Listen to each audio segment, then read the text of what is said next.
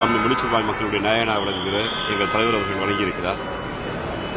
அவர்கள் எந்த நம்பிக்கையோடு இந்த பொறுப்பை வழங்கியிருக்கார்களோ அந்த நம்பிக்கையோடு நாங்கள் பொறுப்பேற்றிருக்கோம். எங்களோட மரியாதைக்குரிய மாநிலத்தில் துணைச்சியாளர்கள் ஏற்கனவே இருந்தவங்களே இங்கே மீண்டும் அதே பொறுப்பு வந்திருக்காங்க. இது முக்கியமான நேரம் உங்களுக்கு தெரியும். குறிப்பாக ஒரு 1.5 ஆண்டுகளுக்கு முன்பு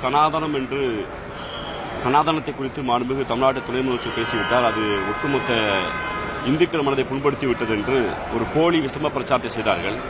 ஆனால் அந்த சனாதனம் என்ற கருத்தை ஏன் அவர் பேசினார்? அது இந்தி வடிவாகவும் சமஸ்கிருதத்தின் வடிவாகவும் தமிழ் பேசுகிற மக்களை, தெலுங்கு பேசுகிற மக்களை, கன்னடம் பேசுகிற மக்களை, மலையாளம் பேசுகிற மக்களை, குறிப்பாக தென்னிந்திய மக்களை இந்திய அரசு, மோடி அரசு இரண்டாம் தர குடிமக்களாக பார்க்கிறது என்ற கருத்தை தொடர்ந்து எங்கள் துணை முதலமைச்சர் வலியுறுத்தி வந்தார். அது இன்று வெட்ட வெளிச்சமாக இருக்கிறது. புதிய கல்விக் கொள்கை என்கிற ஒரு திணிப்பை ஒரு சமஸ்கிருத மயமாக்கப்பட்ட, குறிப்பாக RSS உடைய சித்தாந்தவாதிகளால் கல்வியாளர்கள் இல்லாமல் எழுதப்பட்ட ஒரு கொள்கையை கொண்டு வந்து திணித்து தமிழ்நாடு கல்வியில் சிறந்த தமிழ்நாடு என்கிற இந்த இடத்தில் மீண்டும் ஸ்கூல் டிராப் அவுட் ஒரு எப்படி உத்தரப்பிரதேசத்திலையும் பீகார்லையும் மத்திய பிரதேசத்திலிருந்து போஜ்பூரியை, அவதியை, மைதிலியை, கொங்கினியை பேசுகிற மக்களை ஹிந்தியை திணிச்சதுனால ஸ்கூல் காலேஜ் கூட முடிக்க முடியாம சாதாரண கூலி வேலைகளுக்கு தமிழ்நாடை நோக்கி இந்திய சகோதரர்கள் வருகிறார்கள். அதுபோல் தமிழ்நாட்டைச் சேர்ந்த இளைஞர்களையும் பள்ளி கல்லூரி கல்வியை முடுக்கிவிடக்கூடாது என்று பெரிய சதித்திட்டத்தை செய்து மோடி அரசு தமிழ்நாடை வஞ்சிக்கிற இந்த நேரத்தில் மிக முக்கியமான ஒரு பொறுப்பை மாண்புமிகு முதலமைச்சர் அவர்கள் எங்களிடம் ஒப்படைத்திருக்கிறார். இந்த பொறுப்பை கண்ணும் கருத்துமாக இன்னும் சொல்ல போனால் இது இன்னும் எங்களுக்கு ஒரு ஆசை என்பதை விட எங்களுக்கு ஒரு இன்னும் ஒரு பெரிய ஒரு நம்பிக்கையை அளித்திருக்கிறது. எங்களுடைய இந்த அணிக்கு மக்கள் மன்றத்தில் திராவிட இயக்கங்கள், திராவிட முன்னேற்ற கழகம், தந்தை பெரியார், பேரறிஞர் அண்ணா, முத்தமிழர் கலைஞர், இப்போது ஆளுகிற முதலமைச்சர்கள், இந்த முதலமைச்சர், இந்த அமைச்சர் தலைமையிலான இந்த அமைச்சர் என்ன செய்திருக்கிறது என்பதை, கல்விக்கு என்ன செய்திருக்கிறது என்பதை மாணவ மன்றத்தில் கொண்டு போய் சேர்க்க வேண்டிய மிக முக்கிய பொறுப்பு வைத்திருக்கிறது. அதன் முகமாகத்தான் இப்போது உங்களை சந்தித்திருக்கிறேன்.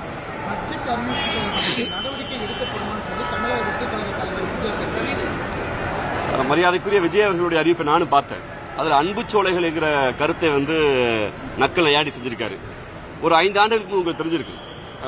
விஜய் அவர்களுடைய தந்தையார் மரியாதைக்குரிய அவர் சந்திரசேகர் அவர்கள் என் மகன் என்னை பராமரிக்கவில்லை என்று எல்லா மீடியாலையும் புலம்பிக்கின்றார்.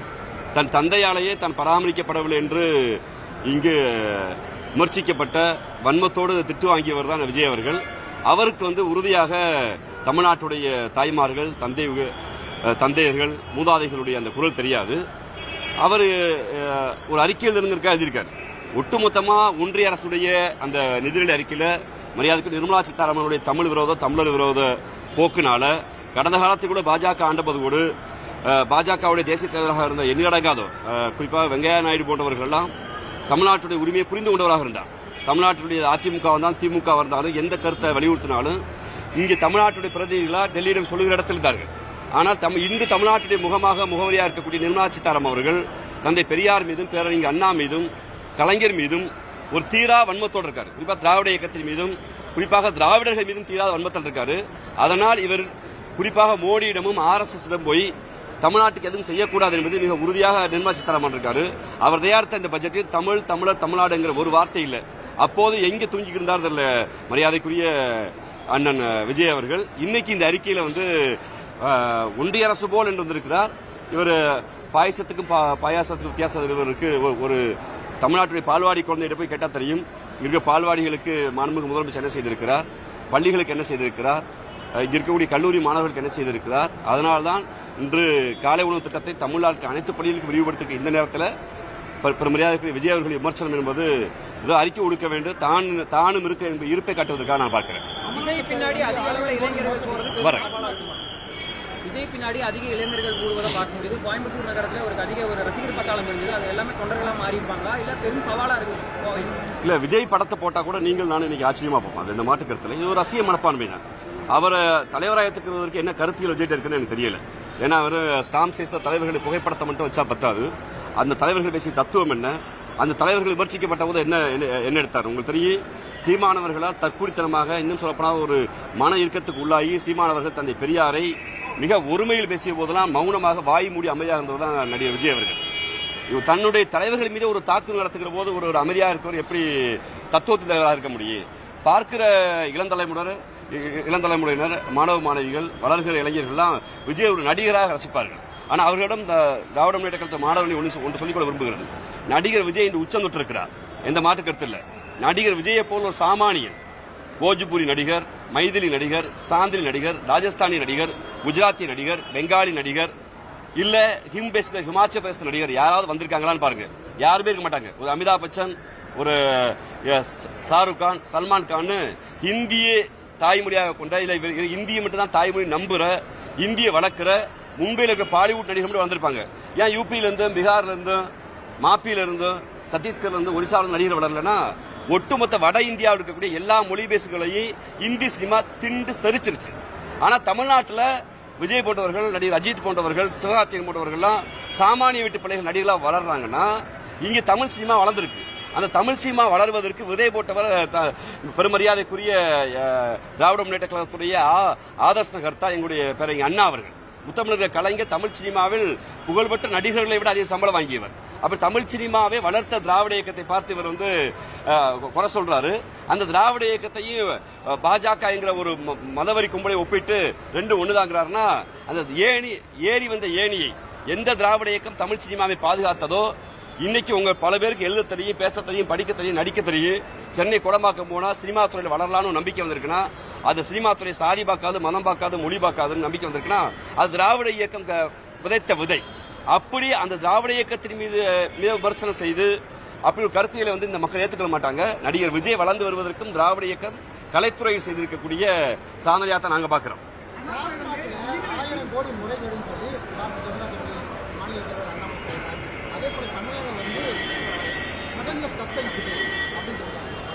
இந்த 1000 கோடி ரூபான்னு ஒரு நேற்று இரவே அண்ணாமலை நேற்று மதியம் போட்டுட்டார்.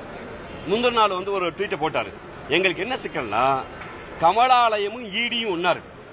ஈடியுடைய சோகார்ட்ஸ் நோட்டீஸ் வர்றதுக்கு முன்னாடி கமலாலயத்தினுடைய தலைவர் அண்ணாமலை வருதுன்னா, சம்பளத்தை ஈடி ஆபீசர் அண்ணாமலை வாங்குறாங்களா, இல்ல ட்வீட் போடுறதுக்கு இந்த சினிமா ப்ரோமோட் பண்ணுவாங்க. சில நண்பர்கள் சினிமாவுடைய ப்ரோமோட் பண்ணுவாங்க. இந்த போஸ்ட் போட்டீங்கன்னா 2 ரூபா வாங்கிக்கலாம், 1 ரூபா வாங்கிக்கணும், அப்படி ஒத்த ஓட்டு வாங்கின அண்ணாமலை தன்னுடைய ப்ரொமோஷனுக்காக ஈடிட்டு எதுவும் கமிஷன் வாங்குறான்னு தெரியல. அதாவது மெசேஜ் லீக் அவுட் பண்றது முன்னாடியே இதுக்கு ஈடி தான் பதில் சொல்லணும். மாண்புமிகு எங்களுடைய பொறுப்பு அமைச்சர் செந்தில் பாலாஜி அவர்கள் மிக தெளிவாக எந்த முறைக்கு நடக்கல, சட்ட ரீதியாக எதிர்கொள்ளும் சொல்லியிருக்காங்க. அண்ணாமலை போன்றவர்கள் ஈடிட்டு கமிஷன் வாங்குறதுக்கு, இல்ல ஈடி அதிகாரிகள் அண்ணாமலைட்ட ப்ரொமோஷன் வாங்குறதுக்கு நாங்க பதில் சொல்ல முடியாது.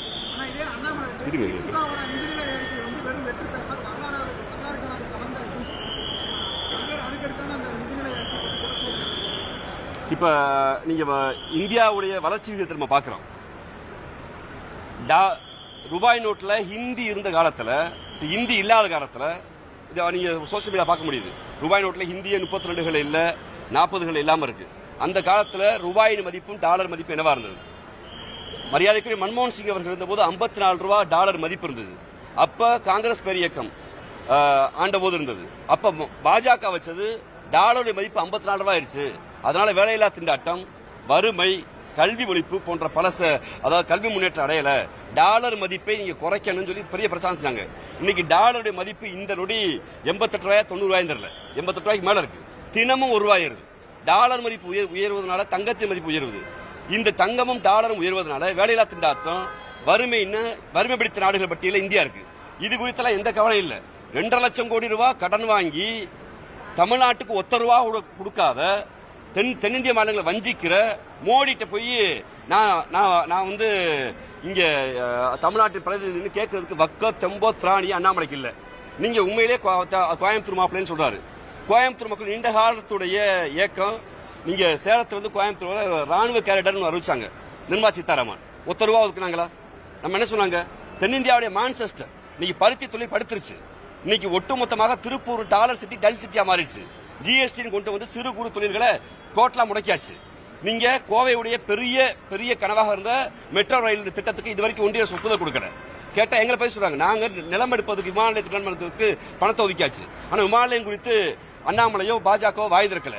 அப்படி எல்லா தமிழ்நாட்டு விரோத செயலையும் செஞ்சுட்டு இன்னைக்கு வளர்ந்த மாநிலங்கள்ல தனி மனித வளர்ச்சி தமிழ்நாட்டை விட ஒட்டுமொத்த இந்தியாவில் குறைவா தான் இருக்கு. கடன் விகிதத்துல நாங்க கடன் வாங்குற விகிதத்துல குறைவா தான் வாங்கியிருக்கோம். ஒரு சிறந்த பட்ஜெட் இருக்கிற போது அண்ணாமலை போன்றவர்கள் எல்லாம் தன்னுடைய இருப்பை காட்டிக்கொள்ள தன் எஜமான்களுக்கு தன் முதலாளிகளுக்கு நம்பிக்கையா இருப்பதற்காக தமிழ்நாடு அரசை விமர்சிப்பதை தத்துவார்த்த ரீதியாக புள்ளி விவரங்கள் ஏற்றுக்கொள்ளாது. நீங்க அண்ணாமலை சொல்ற பொய்களை பாருங்களேன். இதே விமான நிலையத்தில் அண்ணா செருப்பு போட மாட்டான்னு சொன்னாரு. திமுக ஆட்சிக்கு வந்து நான் வந்து திமுக ஆட்சிக்கு வர செருப்பு போட மாட்டேன்னு சொன்னாரு. இன்னைக்கு செருப்பு பதிலாக ஷூ போட்டிருக்காரு. அதை யாரும் நம்ம கேட்கல.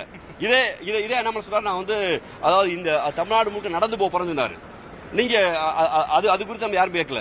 அப்ப அண்ணாமலையுடைய பொய்கள்னே இங்க வந்து புத்தகங்கள் வர ஆரம்பிச்சிருச்சு. இந்த பிரஸ் மீட் இருக்காரா, இப்போ ஒரு சவால், அடுத்த பிரஸ் மீட் ஒரு சவால். நம்ம எதிர்த்து கேள்வி கேட்க மாட்டேங்கிற நம்பிக்கையில அண்ணாமலை தன்னுடைய தொண்டர்கள் திருப்பி பெற்றதற்காக தினந்தோறும் ஒரு அறிக்கை விட்டு இருக்காரு. தினந்தோறும் இலக்கு ஒன்று வச்சுக்கிருக்காரு. அந்த இலக்கையெல்லாம் தமிழ்நாட்டு மக்கள் ஏற்றுக்கொள்ள மாட்டாங்க. அமைச்சர்களோட பையன் எல்லாம் வந்து வெளிநாட்டில் மும்மொழி பழகிறாங்க. அரசு பள்ளி மாணவர்கள் 2 மொழி தான் பழகணும் அப்படிங்கிறது எந்த விதத்தில் நியாயம் அப்படிங்கிறது. 34 அமைச்சர்கள் 10 அமைச்சர்கள் பிள்ளைகளோட நீங்க வெளிநாடுன்னு சொன்னா சொல்றேன். வெளிநாடு போனா மும்மொழி படிச்சுட்டாங்க, அந்த மாட்டு கருத்து இல்லை. ஒருவேளை ரஷ்யா போனா ரஷ்ய மொழி படிக்கலாம், சைனா போனா மேண்ட்ரிங் மொழி படிக்கலாம், ஜப்பான் போனா ஜப்பானிய மொழி படிக்கலாம். விருப்பப்பட்டு ஒரு அமைச்சர் இல்ல நீங்களோ உங்க வீட்டு பிள்ளையோ என் வீட்டு பிள்ளையோ படிப்பது வேறு. ஆனால் அரசுடைய சேவை, நீங்க இங்க கோயம்புத்தூர் வந்து சென்னைக்கு ஒரு பிரைவேட் பஸ்ல போனீங்கன்னா அந்த பஸ்ல டிவி இருக்கு, வாட்டர் பாட்டில் கொடுப்பாங்க, ஏன் டாய்லெட் ஸ்பெசிலிட்டி கூட வந்துருச்சு, புஷ்பேக் சீட் இருக்கு, 2000 ரூபாய் சீட்டு போடுவாங்க, ஏசி இருக்கு. அதே இடத்துல ஒரு கவர்மெண்ட் பஸ்ல ஜன்னல் உடஞ்சிருக்கிறான், அந்த இடத்துல வந்து உட்கார்ந்து தான் போக முடியும். அவங்க ஒரு 180 ரூபா வாங்குவாங்க. 180 ரூபா வாங்குற அந்த இடத்துல இருக்க பயணி இது மாதிரி கொடுக்குன்னு சொல்றது இலக்கா இருக்கலாம். நீண்ட கால இலக்காக ஒரு வறுமை தொய்ந்த, என்ன சொல்ல போனால் தமிழ்நாடு போன்ற மாநிலங்களுக்கு நிதி கொடுக்காத ஒன்றிய அரசு நடத்துகிற போது ரூபாயோட மதிப்பு டாலர் ஒப்பிடும் போது இவ்வளவு கீழ்மட்டத்துக்கு போயிருக்கிற இந்த நாட்டில் இந்த வேலையில்லா திட்டங்களை ஒட்டுமொத்தமாக தீர்ப்பதற்கு நாட்கள் ஆகலாம். ஆனா ஒரு கனவு இருக்குல்ல, நீங்க வந்து ஒரு பிரைவேட் டிராவல்ஸ் ஒப்பிட்டு அரசாங்க டிராவல்ஸ் இப்படி இருக்குங்க அப்படின்னு கேள்வி கேட்டீங்கன்னா, அரசாங்கத்துக்கு சாமானிய மக்களுக்கு பஸ்ல சென்னைக்கு போனது தான் நோக்கம். அதுக்கு 120 ரூபாய் கொடுக்கறது சேவை. ஆனா தனியொரு முதலாளிக்கு வந்து சேவை செய்யற விருப்பம் இருக்காது. தனியொரு முதலாளி 2000 ரூபாய் கொடுத்து லாபம் சம்பாதிப்பாரு. அப்படி லாபம் சம்பாதிக்க தனியார் பள்ளிகள்ல யார் வேணா பிள்ளைகளை படிப்பாங்க. அரசுக்கு என்பது 90 விழுக்காடு பிள்ளைகளை படிக்க வைக்கிற சேவை. அந்த சேவையில குறைபாடு இருந்தா சொல்லுங்க, சுட்டி காட்டுங்க. மாண்புமிகு முதலமைச்சர் இந்த அமைச்சரையும் பள்ளிக்கல்வித்துறையும் அதை சரி செய்யும். அது எந்த மாற்று கருத்து இல்லை. ஆனால் இந்த சேவையை தனியார் முதலாளி, நீங்க அம்பானி வீட்டு ஒப்பிட்டு பக்கத்துல இருக்க ஆட்டோ டிரைவர் வீட்டை ஒப்பிட்டு அம்பானி வீடு இப்படி இருக்கு, ஆட்டோ டிரைவர் வீடு இப்படி நம்ம கேட்டோம்னா, ஒரு தனி முதலாளி வளர்ந்திருப்பதற்கும் இன்னொரு தனி மனிதன் தாழ்ந்திருக்கும் ஒப்பிட முடியாது. அரசு என்பது சேவை செய்யுது. சாமானிய மக்களுக்கு, எளிய மக்களுக்கு கல்வியை இலவசமாக அரசுடைய கொள்கை திட்டத்தின்படி 2 மொழியும், இந்த 3 மொழி படிச்சதுனால நீங்க யாராவது ஒருத்தர் இங்க இருந்து உங்களுக்கோ எனக்கோ பீகார் கனவோ யூபி கனவோ இல்ல மாப்பி கனவோ என்னைக்காவது தமிழ்நாட்டு பிள்ளைகள் தமிழ்நாட்டில் இருந்து நம்மளுக்கு பெங்களூர் கனவு இருக்கு, ஏன் இன்னும் சொல்ல போனா சென்னை கனவு கூட இருக்கு இல்லையா, நமக்கு வெளியே போய் சிங்கப்பூர் கனவு, மலேசியா கனவு, லண்டன் கனவுலாம் நமக்கு இருக்கு. ஆஸ்திரேலியா போறோம், சவுதி போறோம், துபாய் போறோம். ஆனா நமக்கு ஒருபோதும் பீகாருக்கோ யூபிக்கோ போக வேண்டிய தேவையில்லை.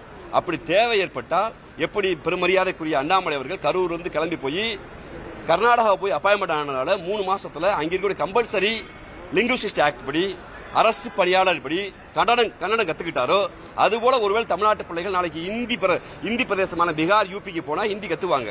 அதுக்காக நான் இப்ப நான் போய் டீ கடையில் வேலை பார்க்கறதுக்கும் பரோட்டா கடையில் வேலை பார்க்கறதுக்கும் எனக்கு இந்தி இலக்கியத்தை இங்க இருக்கக்கூடிய இந்தி இலக்கணம் கத்துக்கிற அவசியம் இல்லை. இந்த ஊருக்கு வருகிற எந்த இந்தி பேச சகோதரர்களும் திருக்குறளையோ திருவாசகத்தையோ ஆத்திசூடியோ அவையாரை தெரிஞ்சுட்டு வரல, உழைக்க தெரிஞ்சா வர்றாங்க.